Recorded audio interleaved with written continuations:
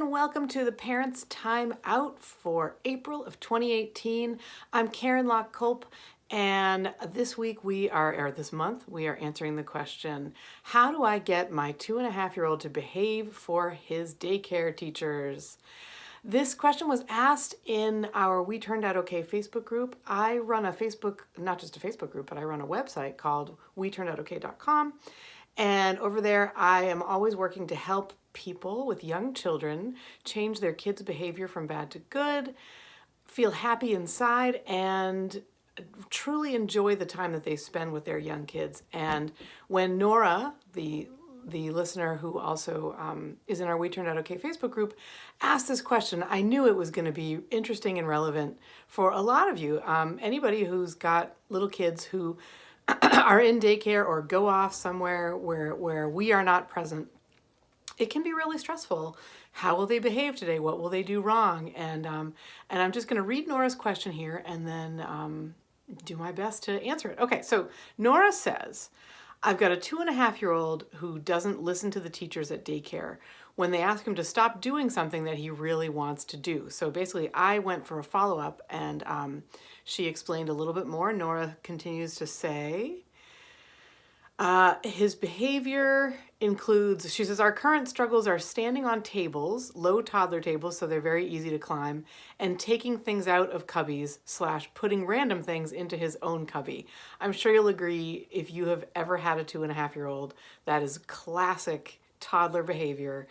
And I think in answering this question for Nora, if you're watching, and for everybody else watching, I want you to think about how to both get your child, help your child behave better at in daycare or at all really, but also I want you to think about how to uphold your toddler's zest for life and enjoyment of life. And I don't mean that in like a woo-woo kind of California way. I mean it in the sense of when kids are getting in trouble, when we are continually saying to them, oh, you're doing it again, you're up on this table, get down right now, oh, that doesn't belong in your cubby, you better put that in somebody else, better put it back, kind of a thing. What we can do, and it's a mistake that we don't intend to make, I think, but what we can do is we can make that young child kind of feel like they're always in trouble. And I mean with a capital I and a capital T, oh, you're in trouble again. And from that they can take like,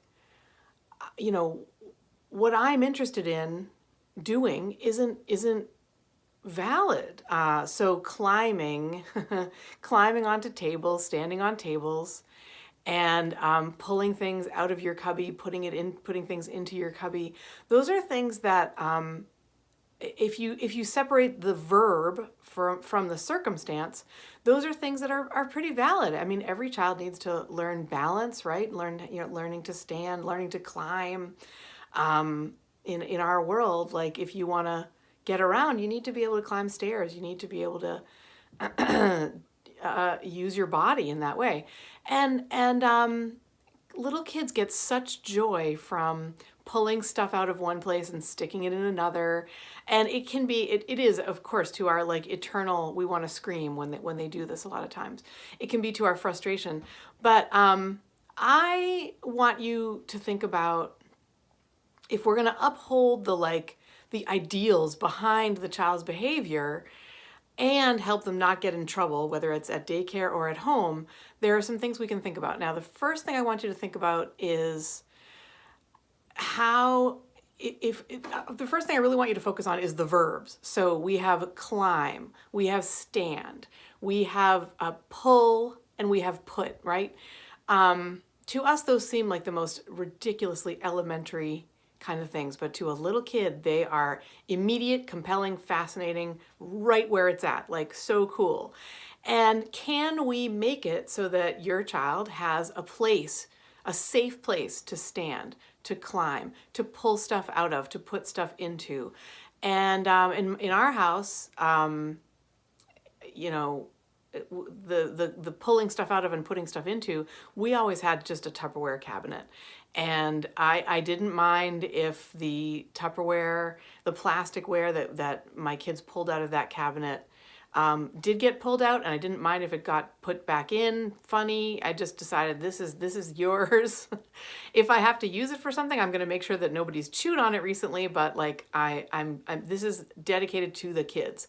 And sometimes I even introduced a different, an empty, for example, bin, so that my child could pull stuff out of the cabinet and put it in this bin that I introduced. So you could try that, Nora.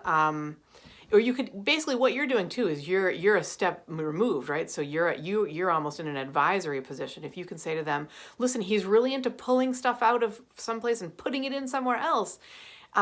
Is there a way that can you make a station that has to do with moving stuff from one bin to another bin? If they've got a lot of 2.5-year-olds, that's something that lots of kids will enjoy.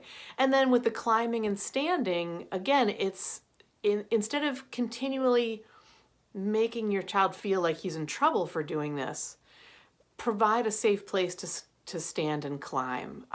Is there a loft maybe that he can have access to? Is there even a front stoop? I mean, if it's a home daycare, just having somebody being able to watch him go up and, get to the top of the stoop and come back down.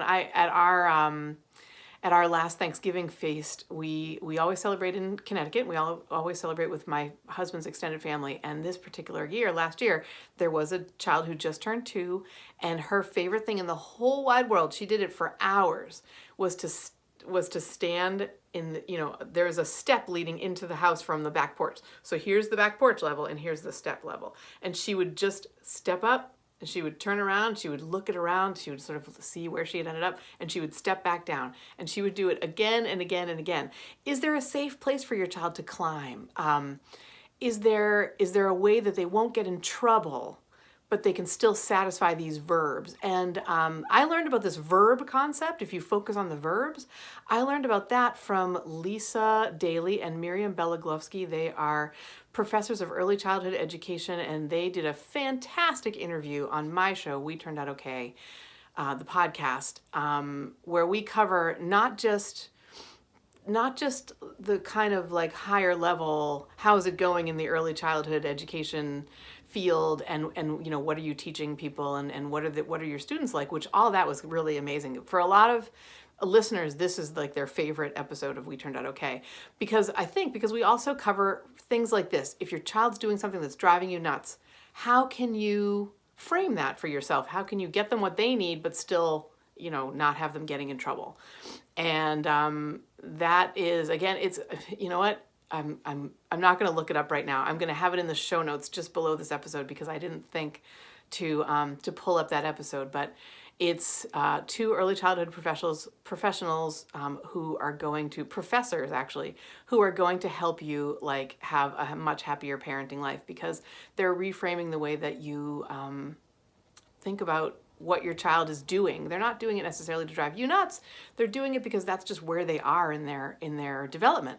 So hopefully that's really, really helpful, Nora, for you and for other listeners. Again, I'm going to link to that We Turned Out Okay podcast episode just below this video, whether you're watching it on Facebook, whether you're in our Facebook group, whether you're at WeTurnedOutOK.com, whether you're in YouTube, it'll be there.